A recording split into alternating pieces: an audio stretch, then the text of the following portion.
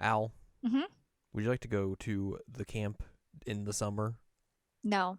Okay, well, that's a good idea. It's hot. It's not going to be fun. It's going to be sticky. Mm-hmm. Pull up the wrong thing. I don't. It's just going to be a mess. I don't like camping. Yeah. Bugs. Got to deal with them. Bleh. Bleh. Bleh. Hot. Luckily, Sun. yes. Man, it's a hot one. Oh my god. I guess Hit that luckily one out we're of the doing summer park. camp in December, huh? Exactly. Luckily for the girls of Niji, they don't have to actually go anywhere. They just go to the school. Yeah, you know what? That's ideal. That's the best way to camp is just indoors. I mean, their school's big, so like It works. it's got a lot of accommodations. Yeah. So why not? Hello, welcome to this week's episode of Jared Now Watch Love Live Nijigasaki High School Idol Club. It is episode number 10, where we're talking about episode number 10, called Summer Begins. Mhm. I'm Jared, joined as always by Doc Al and Ladium, Hello. and that's what we're doing today. Here on the old pod. That's this that you're currently listening to. That's true. Mhm. That's what they tell me. We begin this episode, and poor Kasumi got a poor grade. Man, she did terribly. She did not do well. This is like a 22 out of 100. She's like, no, I did very bad. Yikes. Shizuku's like, oh, it's fine. It's cute that you did bad. He's like, no. Nyat. Yeah, she just says nyat. Nyat. Sure. And Did then, not know I needed Shizuku as cat person, but there you go. I'm happy about it. And then they're like, hey, we're going to do camp. Yep. Because summer's over. Or summer's beginning. Not over. It's beginning. The first term is over. And this is what we do. This is what you do. So basically they're like, oh, we're going to go do a summer camp. Yay. But then Setsuna's like, all right, here we are back at school. They're like, oh, we're not going to the beach. I'm like, no, we have all of everything you need is here. And Yay. Kasumi's like, I'm a gremlin.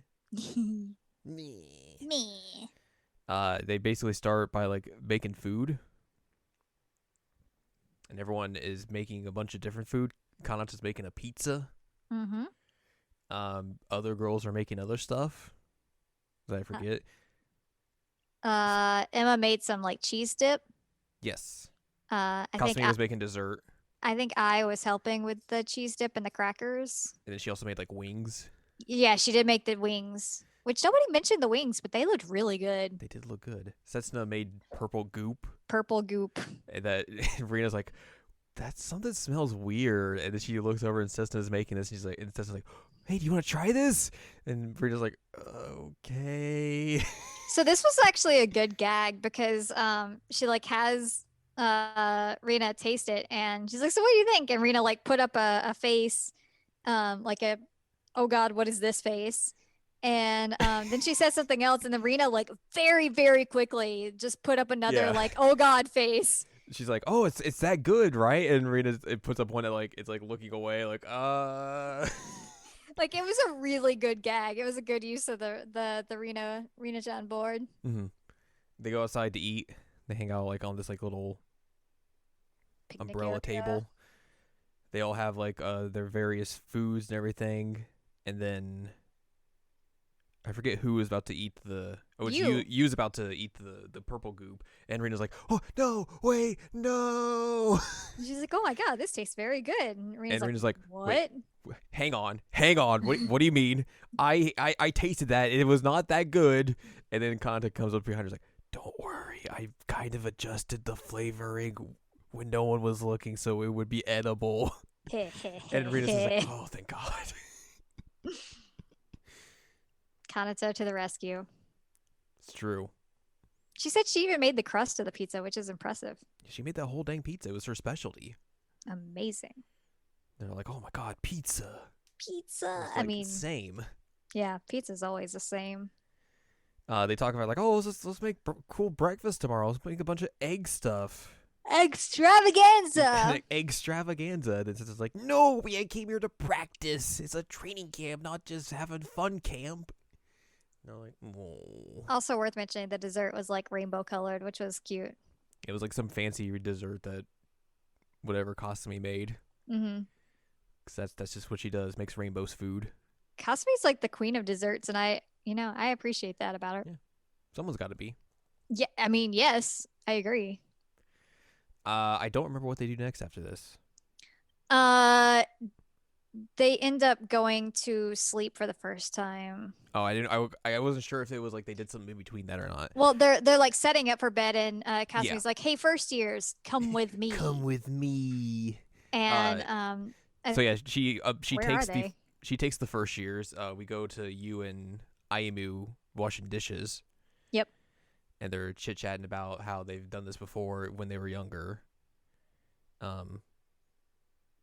They talk about, oh, let's be together forever, and then I think you calls Ayumu Granny Yep. because that's what you do. Yep. They eventually we eventually cut to, I think some of this might be a little out of order, but Ayumu comes back at one point, and then Yu's gone. And then Setsuna runs out after her because Ayumu is going to go find you. I also goes to find the first years because they're She gets missing. a message on her phone. Yeah, and then she goes to find them, and then they all fall and trip over themselves. And they're all dressed up as like being real spooky. And I's like, what are you guys doing? You gotta have more. You gotta have more pizzazz than this. You gotta do a bit more flair for this. She does tell Shizuku that her makeup kicks though. She does. And I was like, yeah. But yeah, Rina is a ghost with the board over her just sheet. taped on. Yep, and Shizuku is like a zombie type thing, and Kasumi's like a witch ish, like devil vampire. Yeah, that's what I got. I don't know. Could have been any of those combinations. Of those. Any of those things. But yeah, Kasumi just wants to scare people because they're at the school at night, and she wants to do some cool spooky stuff. And I was like, look, if you're gonna do this, you gotta fully commit to this. Come on. I'll help you guys out here. You eventually find yourself in the music room. She plays a piano cover of Chase. Which I hope they release that at some point because that would be very good. That was really cool. Setsuna finds her way there, and they talk again. They reminisce about the first time they talked here and how Setsuna's like, oh, this, that conversation brought me back to being an idol and everything. Like, that gave me the push I needed to come back here and do this again. And, like, she tells you, like, oh, I hope, like, you find something that you love in the same way that you're able to pursue and do that as well. Which this scene in particular, like, I don't know if it felt weird, but it reminded me of, like, how bizarre Yu has been as a character in the first 10 episodes. Because, like, Yu as a character, like, she's a music student. And, like, obviously she's been, like, she's doing piano stuff, obviously, because, like, she talks about practicing and everything. But, like, they never really mention that. She's not really doing, like, composition work or, like, helping the girls write songs or anything like she does in All Stars. And, like, we see later on where, like, she's, helping them with practice. But for the most part, Yu has just kind of been a character that just hangs around the idol club. It feels like so far in the anime. Yeah, she's just kind of like the dude bro supporter. Which is so weird. Like, I feel like, if especially because considering how much, like, they made a big deal about introducing this character and everything, like, you would do more with it. Right. And I feel like they just really haven't. Like, I feel like the ramp up to the final episodes is probably going to be that. But, I feel like you've kind of had ample time to do that in the previous 9 episodes. Yeah, I guess maybe they just had issues because they were trying to focus on everybody else. Yeah, we talked about this when we discussed the All-Star Season 1 story. And, like, how, like, just how weird this anime has kind of felt story-wise compared to All-Stars. But, like, it might be an unfair comparison to put them in direct correlation with each other because we don't know how long the anime's been in development. Right. We don't know, like, if if they were like, oh, we're going to do this story because the All-Star story is, like, barely started or hasn't started at this point when we started development of this anime. So we have to kind of come up with a story on the fly and do it that way or whatnot. So, like, there's a lot of, like, mysteries about how long this has been in development, like how much they would have taken from, the other story and whatnot. But it just like this scene in particular just like kind of just felt peculiar, just specifically of just like how they've treated Yu's character. I mean, I feel like they're trying to do something with her now, though. Like They are. It's just it felt like like thinking back on the first 3/4 of this anime, just being like she's just kind of just been there outside of like the first episode or like the first and like the third episode maybe. So it's been that's kind of how she is in the first part of the All Star story. yeah, but I feel like she's a little bit more involved at least in terms of like helping all the girls out in terms of like club stuff. Like earlier on in the All Star story, but it is what it is. Yeah. Regardless, they have that chit chat, and then they go to leave, and then Setsa trips and falls into Yu's arms, and then Ayumi sees it and is like, "Oh my god, I'm so jealous." What? Where? We cut back to the other girls in the whatever room they're in. The first years are going to go spook the third years, and they're like, Ai comes in and shuts the lights off, and then the first years roll up and like with lights under their faces, like, ah. And then the third years turn around, they've like got like this weird like makeup all done up, like they've just gone really wild with it. Yep. And just like, hey, what's up, guys? What are you guys doing? What's up? They're like, The ah. first years just run out or terrified. Yep. Valid. And It's then amazing. everyone comes back into the room, and they're like, Setsu's like, no more goofing around. No, No. none. And they're like, what? We're just, it was nothing. Don't worry about it. We're going to bed. So they all line up their futons. They go to bed. Well, they try to. Kasumi like tries to sneak up, like, hey, I'm gonna get him now, and then just gets bombarded with a pillow and is KO'd. Yeah, And the others are Setsuna like murders her with a pillow. She does it while she's asleep. And it says like some kind of like Setsuna special move, and they're like, She did that while she was asleep, and the other first year's like, ah. And then you just like wakes up and just stares at the ceiling. Yep. As Ayumi looks at her. The next day they do training. They run around the track. The school grounds type Yes. thing.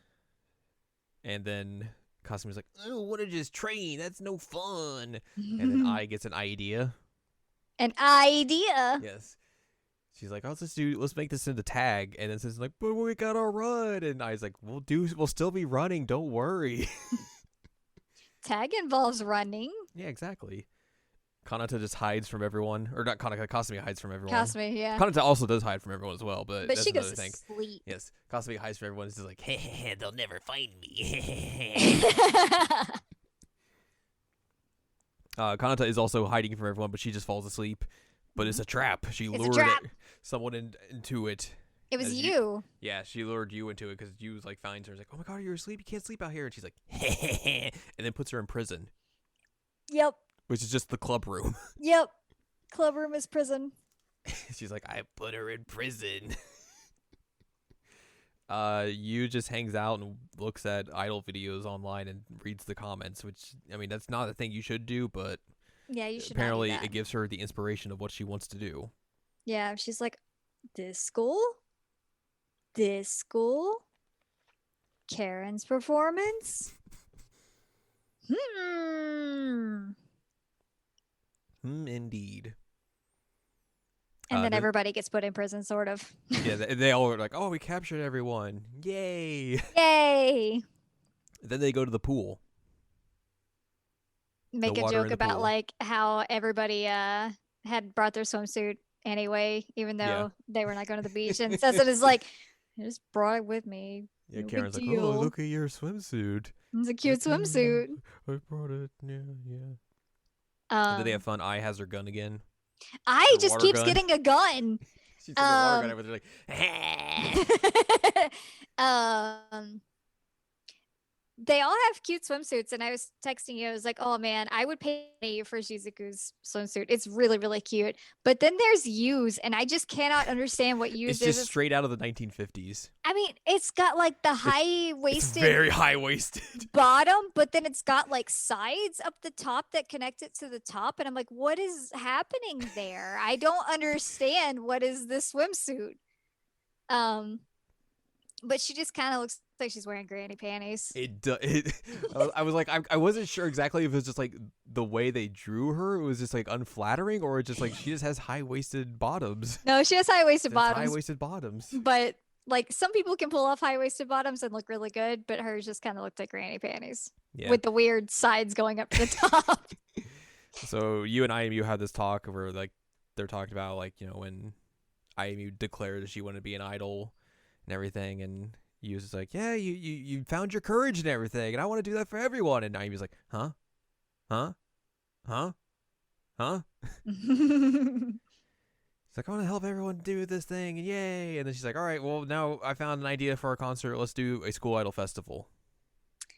um, Interesting point about this is that while this whole conversation's going on, she's doing her like big pep talk about the school idol festival, and Mhm.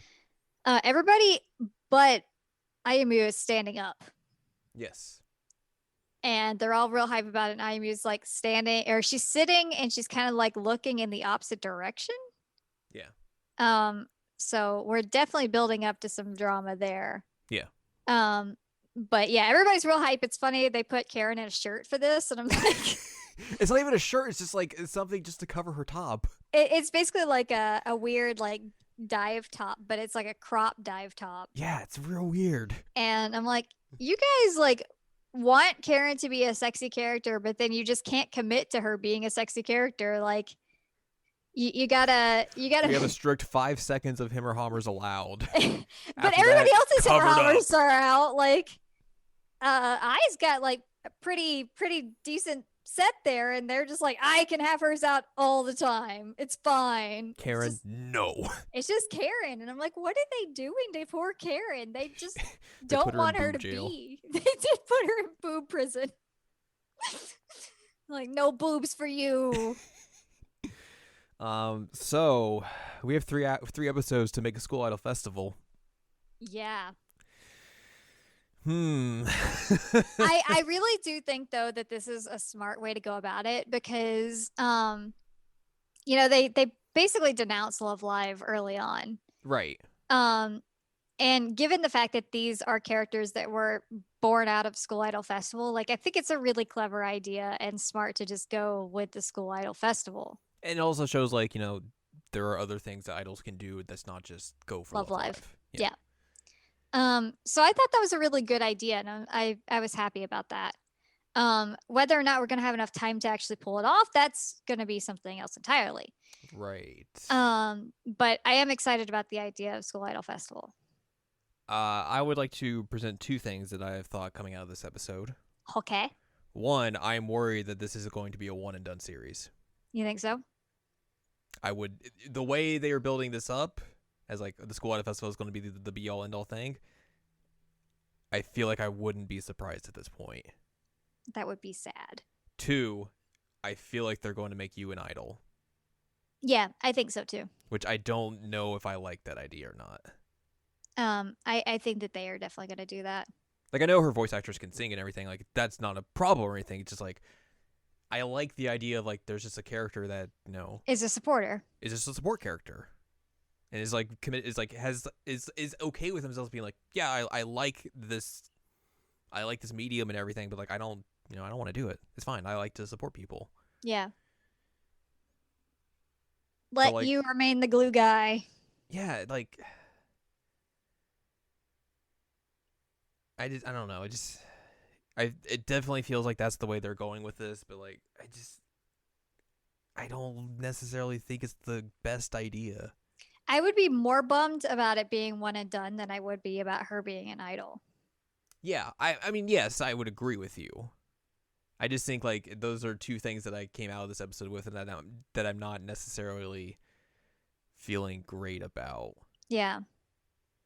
Like, I think that it's very possible for them to try and expand upon this in a second season if they choose to, Mhm.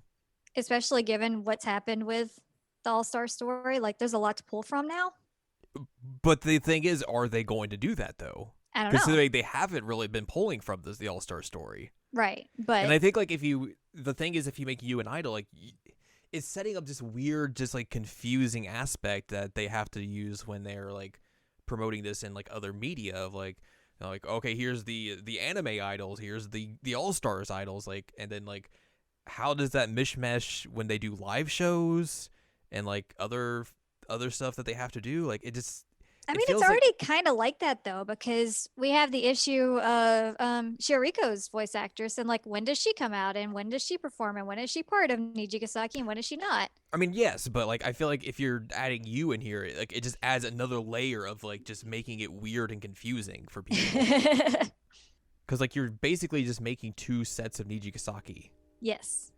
and like that just seems like overtly complicated in a way that is very unnecessary. So like that, I think that's kind of just like my main gist with that, or like my main gripe. It's just like you're just making this overtly complicated in a way that it doesn't need to be. Like it was fine the way it was. But yeah, I don't. Obviously, you know, we don't know. Yeah. But that's my feelings coming out of this episode, that we might just be one and done. I'm still hopeful. I mean, like I hope as well. Um, because like Niji's been pretty consistent with the fact that they're like doing lives and everything, so I don't think they would just want to like get rid of them. Yes, you're not wrong. But also, there is the fact that they are doing another mainline series here soon. Correct. So, and it like we've said basically from the beginning of this, like this has basically just been the sideshow. Yes, correct. So, that's like it's just always, I think, felt like that's been a worry throughout this entire series. Like that it's just going to be a one and done, and you got an anime just because. Yeah. But like I agree with you in that sense. Like, you know, the anime is going to open up more eyes to this group and everything. Like that's going to lead to more people wanting to seek them out and everything. So like it wouldn't make sense to just do it a one and done. But like at the same time, I would not be surprised if like they were just like, nah, we're going to go ahead and focus on the new mainline series, and then that's it for this. Yeah, I mean, because you could have Aqua and Niji and the new girls like all active at once, but Totally. um, do you think that Niji would get the boot before Aqua would?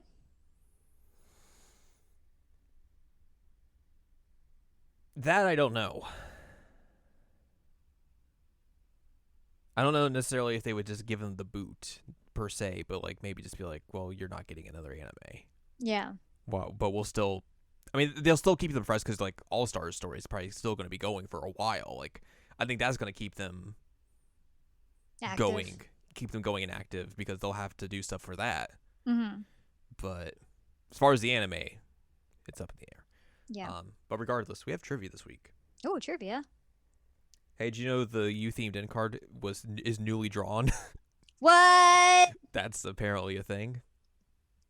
Thanks. Nice. Setsu's unusual purple color stew is a reference to the "I'm proud of this fresh creation" SR card in All Stars. Yep.